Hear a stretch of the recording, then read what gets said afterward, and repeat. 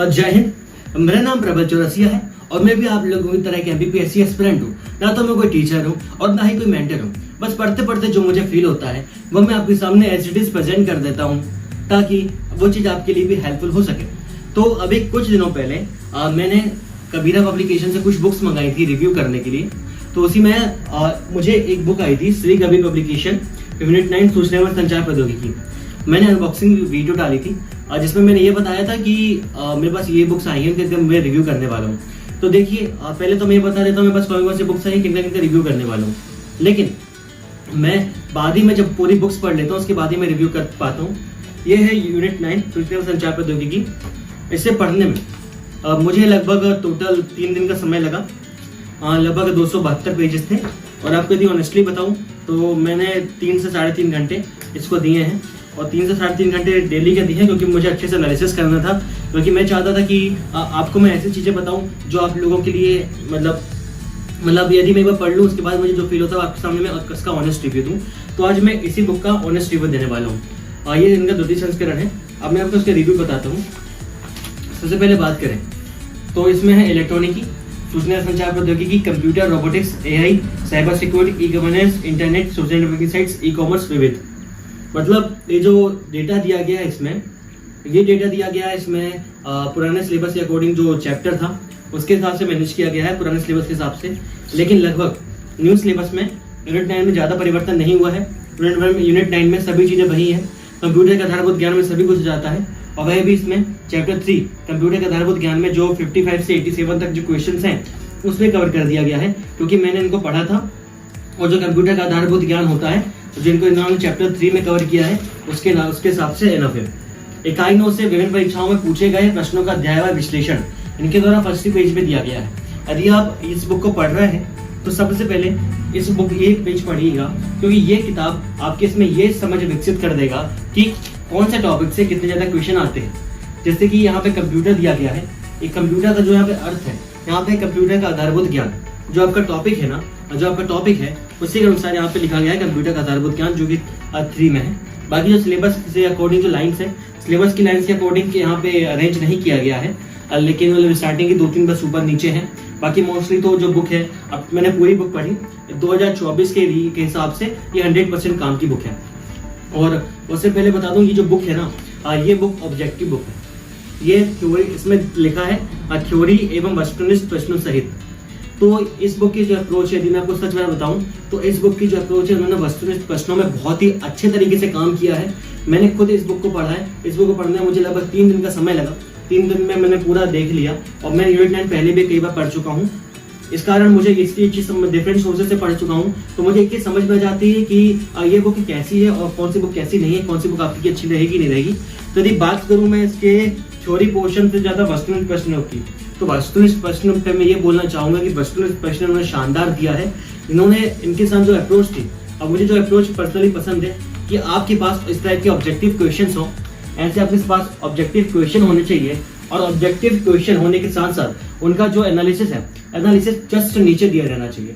क्योंकि ये जो एक ऑनेस्ट एस्पिरेंट है जो सच में तैयारी कर रहा है, जो चीटिंग करना नहीं चाहता खुद के साथ, वह क्या करता है वह सबसे पहले जो ऑब्जेक्टिव रीड करता है, फिर ये देखता है उससे वो क्वेश्चन बन रहे हैं कि नहीं बन रहे हैं और जब वो क्वेश्चन गलत आंसर देता है तो उसके बाद वो एनालिसिस करता है।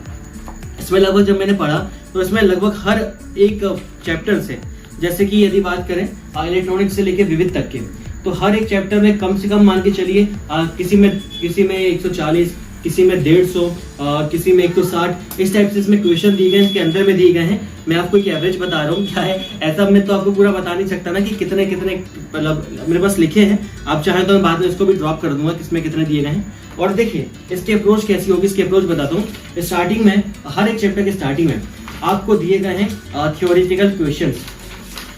इस तरह से थ्योरेटिकल क्वेश्चन दिए गए हैं। तो थ्योरेटिकल क्वेश्चंस में सबसे पहले आपको पढ़ना महत्वपूर्ण शब्दावली और महत्वपूर्ण शब्दावली के बाद आप साथ पढ़ने आपको हार्ट टचिंग फैक्ट्स। स्टार्टिंग में आप थ्योरेटिकल मतलब क्वेश्चन यदि पढ़ना चाहते हो तो पढ़ सकते हैं, लेकिन पहले मैं ये सजेशन दूंगा पहले आप महत्वपूर्ण शब्दावली पढ़िए, हार्ट टचिंग फैक्ट्स पढ़िए। इसके बाद आप एनालिसिस करिए क्वेश्चंस का कि आपसे कितने बन रहे हैं और कितने क्वेश्चंस नहीं बन रहे। इसके बाद आप थ्योरी रीड करिएगा क्योंकि मैंने एक चीज ये नोटिस करी है, जब आप किसी क्वेश्चन को गलत करते हैं हो सकता है आपने भी ये चीज नोटिस करी हो कि जब आप किसी एक क्वेश्चन को एक बार गलत कर देते हैं और जब आप उसका एनालिसिस अच्छे से कर लेते हैं तो बाद में वही क्वेश्चन आपके लिए कभी गलत नहीं होता, बहुत अच्छे से बन जाता है। अब देखिए इसमें जो क्वेश्चन है ना, इसमें क्वेश्चन यदि मैं सच बताऊं तो एमबीपीएस से रिलेटेड पूरी अप्रोच फॉलो की गई है। इसमें आपको इजी लेवल के क्वेश्चन भी देखने को मिलते हैं, इसमें आपको मॉडरेट लेवल के क्वेश्चन देखने को मिलते हैं और एक जो हार्ड लेवल होता है, हार्ड लेवल के भी क्वेश्चन आपको देखने को मिल जाते हैं कि किस टाइप, मतलब तीनों टाइप से अरेंजमेंट किया गया है कि यदि आप इसकी अप्रोच फॉलो करते हैं, इसकी अप्रोच से आप ऑब्जेक्टिव लगाते हैं तो लगभग आपके तीनों टाइप की इजी, हाई और मॉडरेट टाइप के क्वेश्चन मतलब आपके बन जाएंगे। आपको ये समझ में आएगा कि इनको हैंडल कैसे करना है।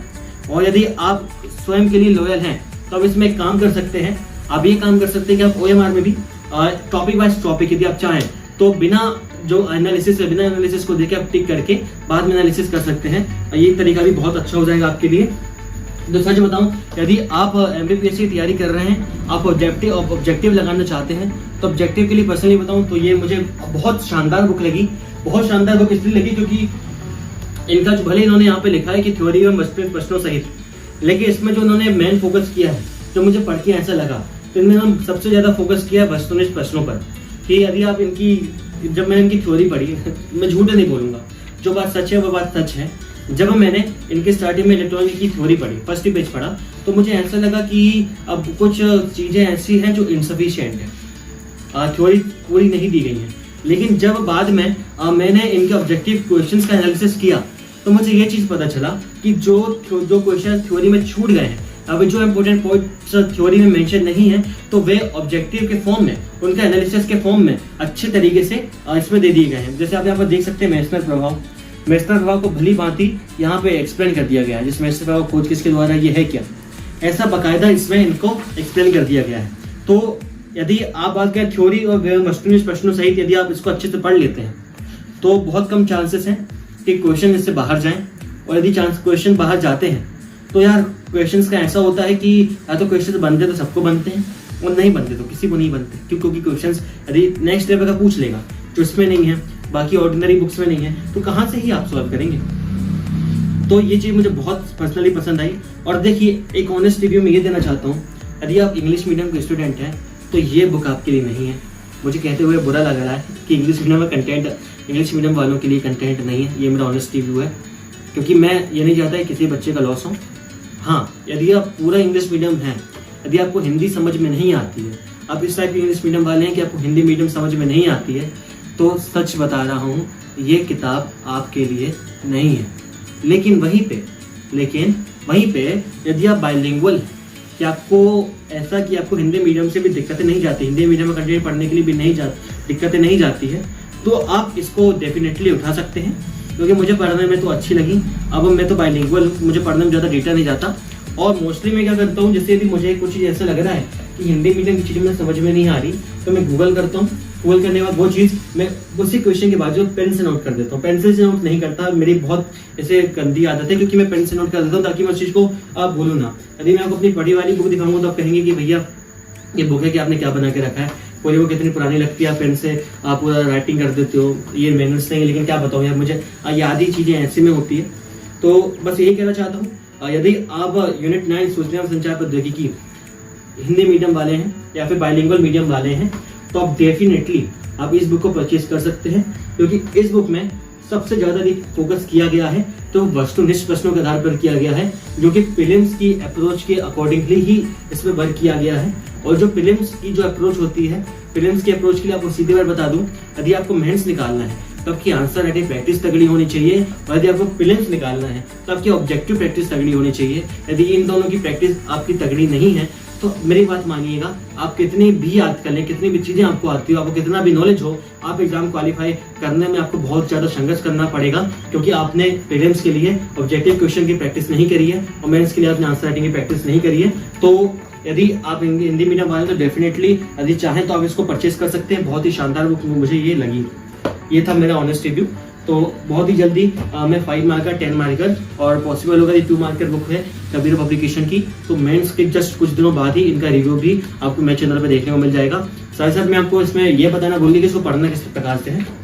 देखिए स्टार्टिंग में आपको इसमें टोटल 11 चैप्टर है तो 11 चैप्टर में आपको क्या क्या करना पड़ेगा। स्टार्टिंग में आपको 3 चैप्टर साथ में कवर करने फर्स्ट डे में।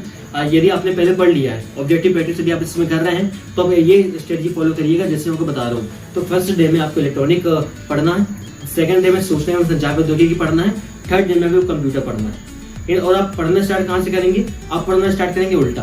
पहले आप पढ़ेंगे कंप्यूटर चैप्टर 3, फिर चैप्टर 2 और फिर चैप्टर 1। फर्स्ट डे में आपको ऐसा पढ़ना है। फिर जो सेकंड डे में आपको पढ़ना है robotics, AI, cyber security, chapter 4, chapter 5, chapter 6, chapter 4, chapter 5, chapter 6। ये पढ़ना है आपको सेकंड डे में। और जो थर्ड डे होगा आपका 7, 8, 9, 10, 11, आपको जो थर्ड डे होगा, थर्ड डे आपको पूरा रीड मार लेना है। यदि आपने पहले पढ़ लिया तो बहुत ही अच्छी आपकी देखिए समझ विकसित हो जाएगी। यदि आपने पहले नहीं पढ़ा है तो जो मैंने आपको 3 दिन बताया उसी को आपको डबल कर देना है। आपको लगभग 6 दिनों में, इसके हिसाब से 6 दिनों में 3 चैप्टर 1, 2, 3 और 5, फिर उसके 2 दिनों में फिर 5, 6 से 4, 5, 6 और फिर बाकी की जो लास्ट के 2 डेज रहेंगे आपको उसमें पढ़ना 7, 8, 9, 10, 11। यदि आप इसको पहली बार पढ़ेंगे तो ऐसा पढ़ लीजिएगा। यदि आपने पहली बार यूनिट 9 नहीं पढ़ी तो यदि आपने पहले पढ़ी तो जैसा मैंने बताया वैसा कवर कर लीजिएगा। 4th और 5th डे जो आपके रहेंगे, मतलब 3 दिन में यदि आपने बुक फिनिश कर ली तो 4था और 5वां दिन रिवीजन को दे दीजिएगा। और फिर आप ये समझ लीजिए कि आपने ऑब्जेक्टिव की भली भांति प्रैक्टिस करनी, क्योंकि यदि आप इसमें लगभग 1200 से ज्यादा 1200 से ज्यादा ऑब्जेक्टिव क्वेश्चंस हैं और वो ऐसे ऑब्जेक्टिव क्वेश्चंस हैं जो कि मोस्ट इंपोर्टेंट क्वेश्चंस हैं, जो कि पुराने एग्जाम्स में आए हुए हैं और पुराने एग्जाम्स में आने के साथ साथ ये बाकी एग्जाम में भी इनमें पूछने आने की प्रोबेबिलिटी बहुत ही ज्यादा है। तो आज के लिए बस इतना ही, मिलते हैं अगली वीडियो में। जय हिंद, जय भारत, वंदे मातरम।